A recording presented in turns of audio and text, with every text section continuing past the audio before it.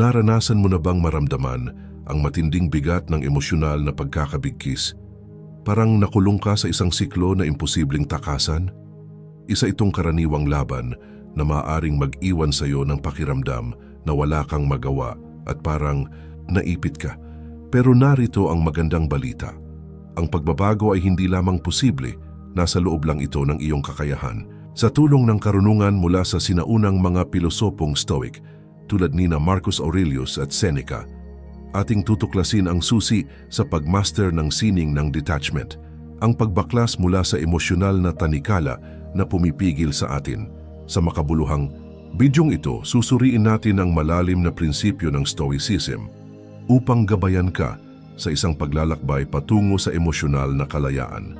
Sa pagsasabuhay ng mga walang kupas na turo na ito, matutuklasan mo ang praktikal at malusog na mga paraan upang makawala mula sa isang tao o bagay na bumibigat sa iyong isipan. Magpaalam na sa tanikalang mental ng attachment at yakapin ang bagong linaw at pukus sa mga bagay na tunay na mahalaga sa iyong buhay. Kung naniniwala ka sa kapangyarihan ng personal na pag-unlad at handa ka ng kumawala mula sa mga gapos ng emosyonal na pagkakabigkis, ang bidyong ito ay para sa iyo. Tara, simulan na natin. Ang kapangyarihan ng detachment. Bakit mahalaga ang detachment? Isipin mo ito. Kapag masyado tayong kumapit sa mga tao o sitwasyon, nagsisimula nilang kontrolin tayo. Parang binigyan mo ng remote control ang ibang tao para pamahalaan ang iyong mga nararamdaman. At sila ang magpapalit-palit ng channel ayon sa kanilang kagustuhan. Ang kanilang impluensya ay maaaring magdikta ng iyong kaligayahan, kalungkutan, at sa matinding kaso, magtulak sa mga tao na gumawa ng mga desisyong hindi na mababawi. Ang detachment ay hindi nangangahulugang hindi mo na iniintindi ang isang bagay o tao.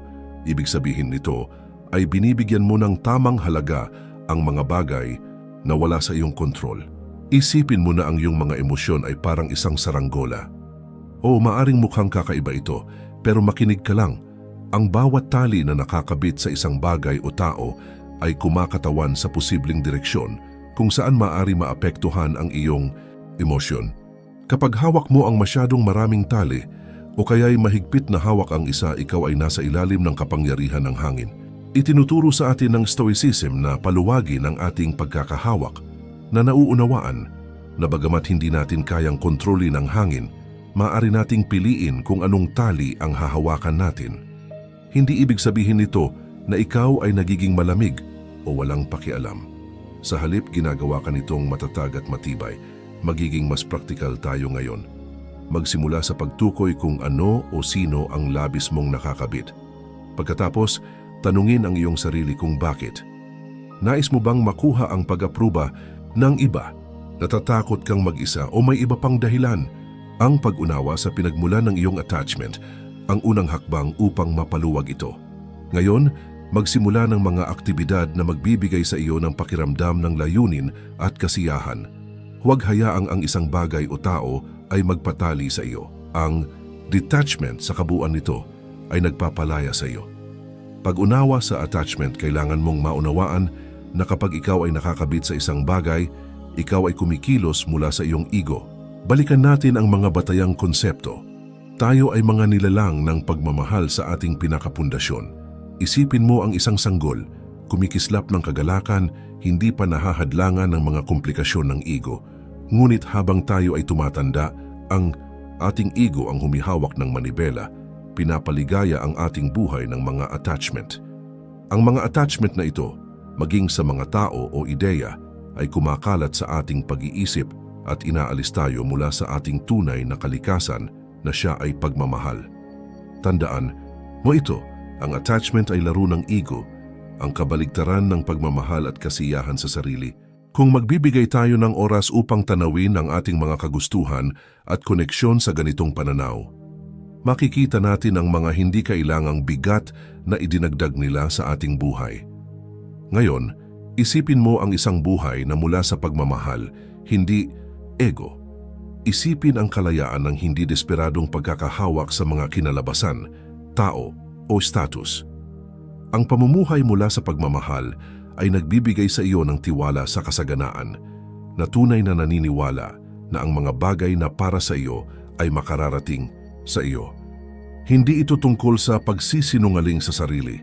Ito ay tungkol sa isang malalim na paniniwala sa iyong sariling halaga at kakayahan. Binibigyan ka nito ng lakas na magpatawad upang kilalanin na ang mga attachment ay mga angkla lamang na nagpapalimit sa malawak na dagat na ikaw ay itinakdang tuklasin. Paano nga ba tayo magsisimula sa pag-alis ng ating mga angkla? Magsimula sa pag-amin ng attachment. Tingnan ito kung ano ito.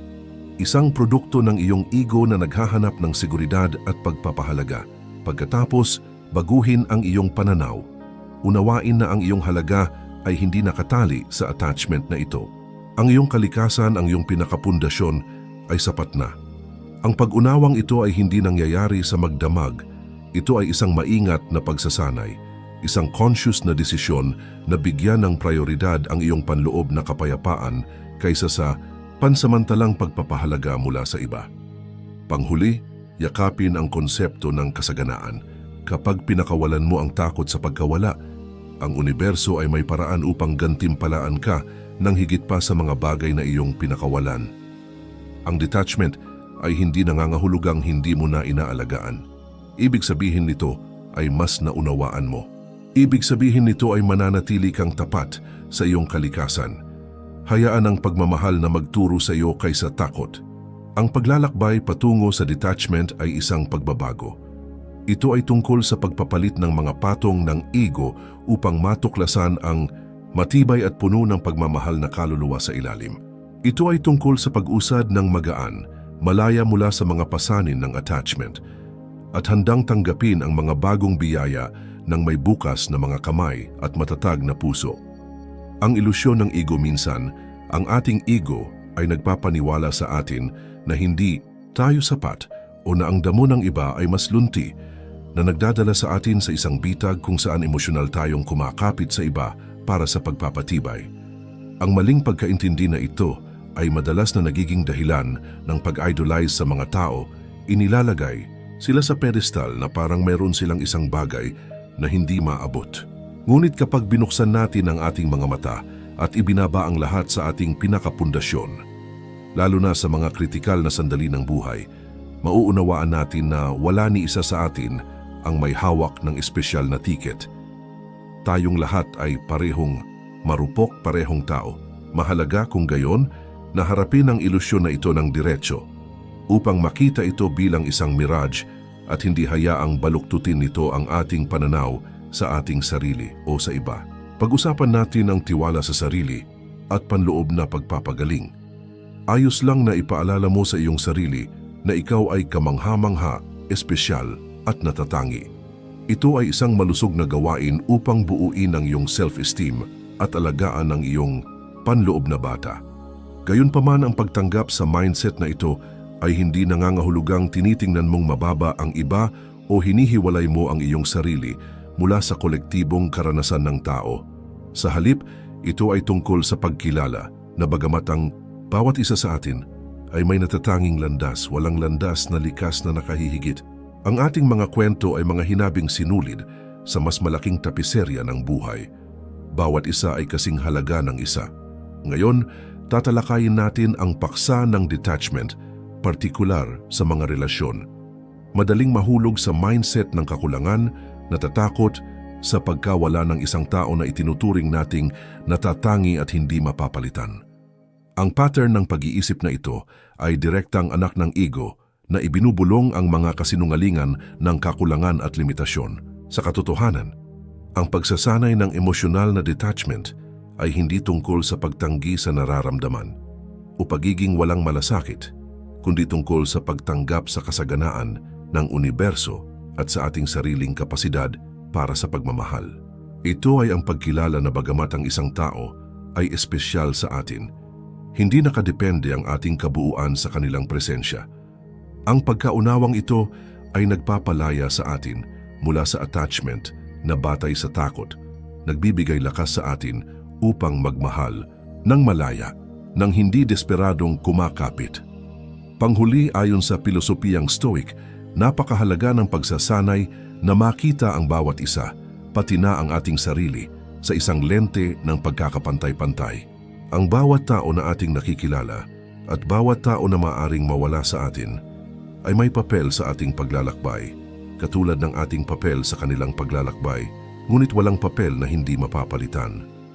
Sa pamamagitan ng internalisasyon ng prinsipyong ito, pinapalakas natin ang ating emosyonal na lakas na naghahanda sa atin upang harapin ang mga hindi tiyak na aspeto ng buhay ng may grace.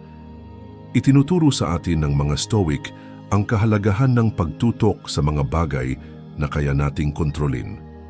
Ang ating pananaw, mga aksyon at kalooban sa pag-a-apply ng mga ito sa mga relasyon at detachment, makikita natin ang landas patungo sa tunay na kapayapaan at tibay. Binababa ang mga ilusyon na ipinapakita ng ating ego at tinatanggap ang liberasyong katotohanan ng ating shared humanity. Detachment sa praktika ang totoo. Kailangan mong maging handang bitawan ang mga nakaraang karanasan. Kailangan mong maging handang bitawan ang mga nakaraang relasyon. Parang hawak mo ang isang lubid ng sobrang higpit na nagsisimula ng masaktan ang iyong mga kamay, ngunit natatakot kang bitawan ito dahil hindi mo alam kung ano ang mangyayari kapag ginawa mo. Hayaan mong sabihin ko sa iyo, ang pagpapalaya ay hindi nangangahulugang babagsak ka. Minsan ito ay nangangahulugang magkakaroon ka ng pagkakataon na iunat ang iyong mga kamay, humarap at kumuha ng mas mabuti pa. Kailangan kong matutunan ito sa masakit na paraan nang kumapit ako sa isang komportabling relasyon dahil lang ito ay parang ligtas. Hindi ko naisip na isinara ko ang mga pintuan sa posibleng kaligayahan na kumakatok. Narito ang isa pang katotohanan. Ang takot na mawalan o FOMO, fear of missing out, ay isang bitag. Parang nanonood ka ng highlight reel ng buhay ng iba sa social media habang iniisip mong ikaw ay nawawala sa buhay. Pero hindi iyon ang totoong buhay. Ito ay isang curated, filtered na snapshot na nilikha para ipakita ang isang perpektong sandali. Nang itigil kong mag-scroll sa mga kwento ng iba at nagsimulang mabuhay para sa sarili ko, nawala ang kapit sa akin ng FOMO. Ang hindi pagkakaalam ng bawat detalye ng buhay ng ibang tao ay hindi nangangahulugang nawawala ka. Ibig sabihin, buo kang naroon sa iyong sariling buhay, gumagawa ng mga di malilimutang sandali na sa iyo at sa iyo lamang. Ang attachment sa maling imahe ng kaligayahan ay maaaring magpahirap sa pagpapalaya. Nakikita mong ang iba ay nabubuhay ng kanilang pinakamagandang buhay at natatakot kang nahuhuli ka na hindi mo makakamtan ang kanilang tinatamasa. Pero tandaan, ang damo ay mukhang mas lunti mula sa malayo. Kapag malapitan mo ng tiningnan, makikita mong may mga brown patches din ito. Ang paggawa ng ilusyon ng perpeksyon sa buhay ng iba ay nag-aalis ng saya mula sa iyong sarili. Para itong tumatakbo sa treadmill habang sinusubukang habulin ng isang hologram, hindi mo ito maaabot, gaano man kabilis, dahil hindi ito totoo. Ang detachment ay hindi tungkol sa pagsuko ng kaligayahan. Ito ay tungkol sa pagtukoy nito ayon sa iyong sariling mga kondisyon. Kaya upang mag-emotional detachment, sundin ang prinsipyong Stoic. Magtuon sa mga bagay na nasa loob ng iyong kontrol, ang iyong mga pananaw, aksyon at paglago. Napakalakas ng pakiramdam na mapagtanto na wala ni isang opinyon ng ibang tao, walang nakaraang relasyon, at wala ring isang makinang filtered na buhay sa social media na may kakayahang magtakda ng iyong halaga o kaligayahan. Ang pagkaalam na ito ay ang iyong armor. Pinapayagan ka nitong magpatuloy nang hindi nabibigatan ng mga hindi kailangang attachment, malaya upang maranasan ang buhay sa lahat ng kanyang hindi inaasahang kaluwalhatian, at bukas sa mga tunay at nakakamtang koneksyon na nag-aantay lamang sa kanto. Tandaan, ang pagpapalaya ay hindi isang wakas. Ito ay isang matapang na hakbang patungo sa buhay na talagang nararapat sa iyo. Ang landas patungo sa kaligayahan saan nagmumula ang tunay na halaga. Isang tanong na kapag nasagot, maaari tayong magbago ng direksyon mula sa mga hindi kailangang attachment patungo sa isang estado ng emosyonal na kalayaan. Mahalaga ang pag-unawa sa konseptong ito, lalo na kapag ang hamon ay mag-detach mula sa isang tao, isang proseso na malalim na nakaugat sa mga prinsipyo ng Stoicism. Hindi ito tungkol sa pagputol ng mga ugnayan nang may galit o kawalan ng malasakit. kundi sa pagkilala na ang pinakamalalim na anyo ng pagkakaibigan na maaari mong taglayin ay ang mayroon ka sa iyong sarili. Tunay na halaga, gaya ng natutunan, ay nagmumula sa loob.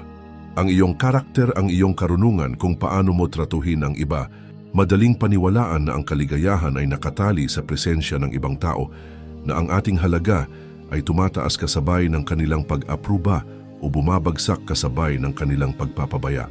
Ngunit ang ganitong pananaw ay nagiging bilanggo natin, binabawasan ang ating malawak na potensyal sa mga kagustuhan ng iba. Parang isang ibon na naniniwala na kailangan nito ng pahintulot upang lumipad, nililimitahan natin ang ating emosyonal na kalangitan. Isipin mo, sa halip na na-realize mong ang kalangitan ay palaging bukas, naghihintay na paliparin ka ayon sa iyong sariling mga kondisyon. Ang sariling kakayahan ay nagpapalaya, tinuturuan, tayo na ang ating halaga ay hindi nagbabago ayon sa opinyon o presensya ng iba. Ang detachment sa makatuwid ay hindi isang aksyon ng pagtataboy sa isang tao, kundi ng paglapit sa ating tunay na kalikasan. Sa pamamagitan ng pagtutok sa personal na paglago at pagiging pinakamahusay na bersyon ng ating sarili, binibigyan natin ang ating sarili ng kalayaan mula sa bigat ng pangangailangan. Para itong pagpapalago ng isang hardin, hindi ka magmamakaawa sa isang bulaklak upang tumubo. Aalagaan mo ang lupa, didiligan ang mga halaman at pagtitiwalaan ang natural na proseso. Sa pagtutok sa pagpapabuti ng sarili, pinapalago natin ang isang hardin na namumukadkad anuman ang maglakad sa paligid nito o tumingin sa kagandahan nito. Ang pag-aalaga na ito ay nagiging isang pinagkukunan ng kaligayahan na malaya, matatag at labis na rewarding. Kaya paano natin tatahakin ang landas ng emosyonal na detachment? Nagsisimula ito sa pag-unawa na ikaw ay kumpleto, may o walang pag-apruba ng iba. Ang iyong paglalakbay ay tungkol sa pagtuklas ng lawak ng iyong sariling kalangitan. Natututo kang mahalin ang kalayaan na dulot ng pamumuhay mag-isa kapag kinakailangan. Yakapin ang karunungan ng Stoicism. Magtuon sa mga bagay na nasa iyong kontrol.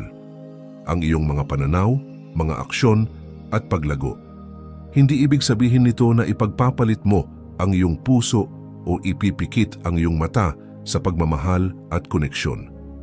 Ibig sabihin nito ay tiyakin ang iyong emosyonal na anchor sa matatag na lupa ng iyong sariling pagkatao. Tandaan, ang iyong halaga sa sarili ay hindi isang puzzle na nawawala ang piraso ng ibang tao. Ito ay isang obra maestra na patuloy na ginagawa, kumpleto na tulad ng ngayon, ngunit bukas sa pagdagdag ng higit pang kagandahan mula sa mundong nakapaligid dito. Maraming salamat sa iyong pag-tune in at sana ay nakapagbigay ito ng pananaw sa iyong araw. Kung ito ay nakarelate ka o nagbigay ng bagong pananaw, i-hit ang like button at kung hindi, ayos lang din. Ang iyong pananaw ay palaging mahalaga dito.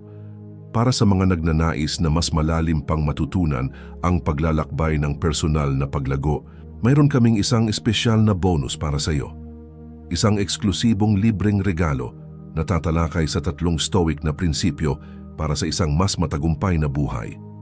Tingnan ang link sa description upang makuha ang iyo. Panghuli, mayroon ka bang mga opinyon tungkol sa emosyonal na detachment o mga pananaw mula sa iyong sariling mga karanasan? Nais naming marinig ito mula sa iyo sa mga komento. Dagdag pa, kung may kilala kang maaaring makinabang mula sa paksa ng video na ito, huwag mag-atubiling ibahagi ito sa kanila. Hanggang sa muli, magbahagi tayo ng karunungan at suportahan ng isa't isa.